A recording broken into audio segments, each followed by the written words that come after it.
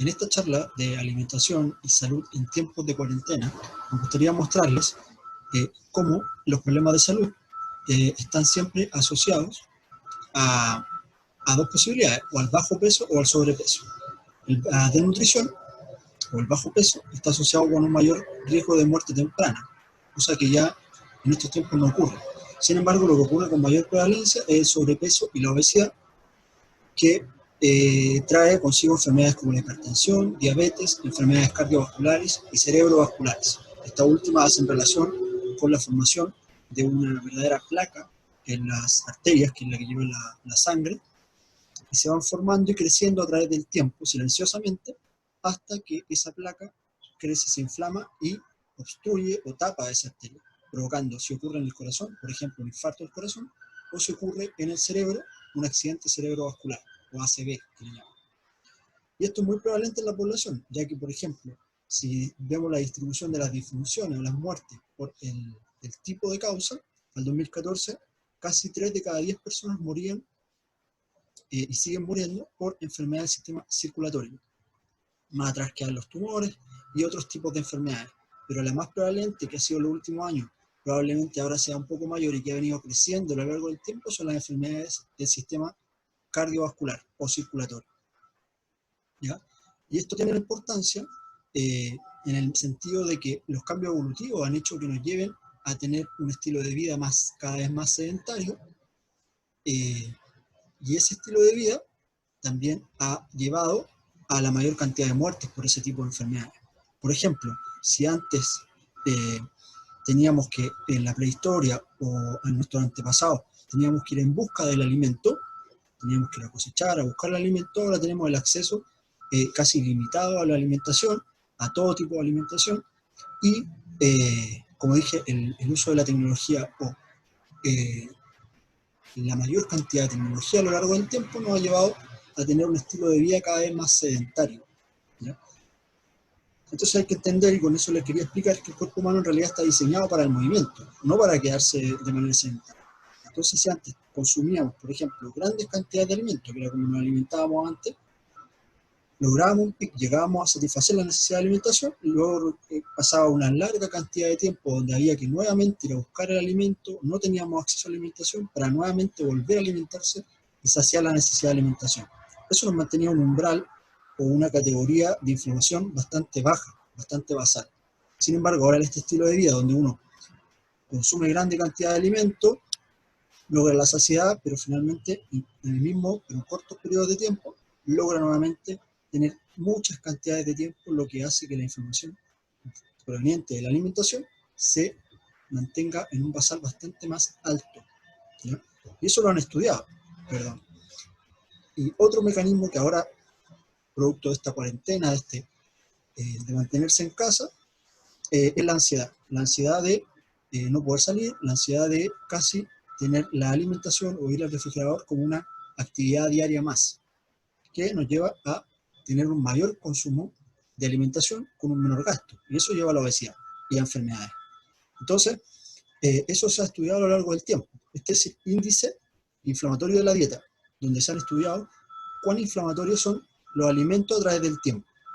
Fíjense, un estudio de muchos participantes, miles de participantes a lo largo del tiempo, casi 9 años, evaluando este índice inflamatorio, y como los alimentos, como dije, producen marcadores inflamatorios en la sangre. Entonces le sacaban sangre y veían si la dieta se relacionaba con alta inflamación o baja inflamación. Así hay dietas que tienen un alto índice inflamatorio, así como hay dietas que tienen bajo índice inflamatorio.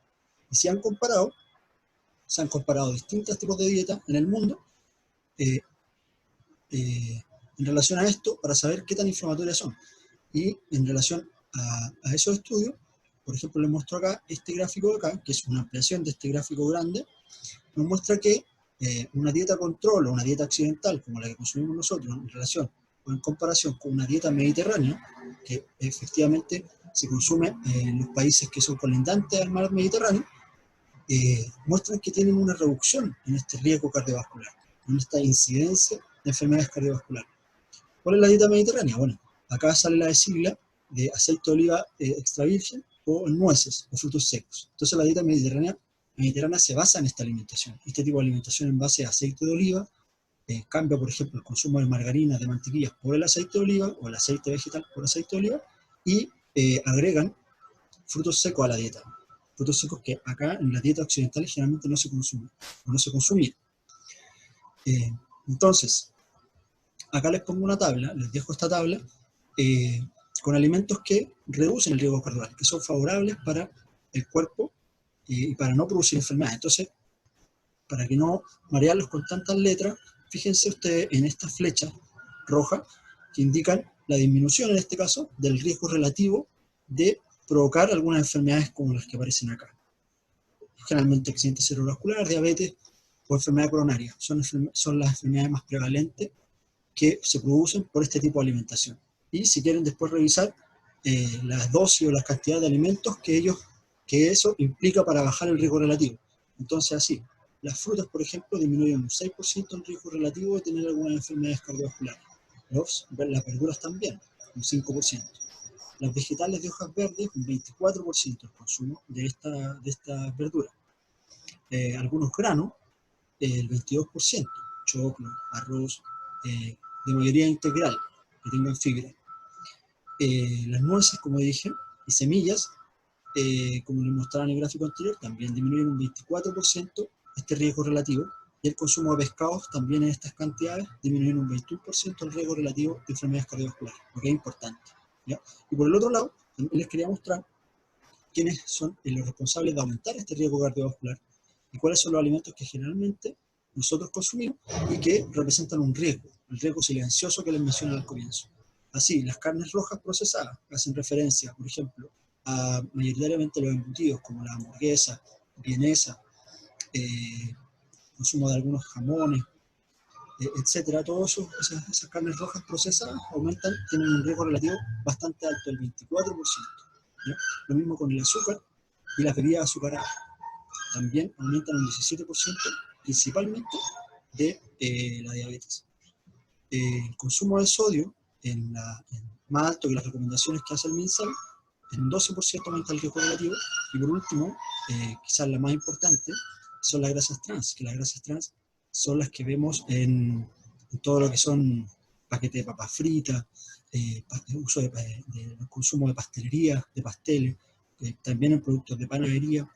Entonces se ven bastante alto, y eso yo les invito a que ustedes lo vayan revisando en la información nutricional que trae cada alimento, que al final sale cuántas son las grasas, sale distribuido por grasas totales, grasas saturadas y grasas trans. Probablemente las grasas trans es lo más importante, entonces les invito a que vayan revisando la alimentación, que vayan mirando cuánta es la cantidad de grasas trans que traen estas comidas para que vayamos disminuyendo el riesgo relativo, tanto para nosotros mismos, a largo plazo por supuesto, así como los adultos y adultos mayores que tenemos en nuestras casas, que quizás ya tienen alguna enfermedad crónica y los podemos cuidar o podemos tener un poco más de cuidado, y créanme que ellos sí les deja la indicación de no consumir estos alimentos, porque el riesgo está más latente, está más cercano a tener un accidente cerebrovascular o una enfermedad cardiovascular que nosotros, que tenemos un largo periodo de tiempo antes de tener una enfermedad.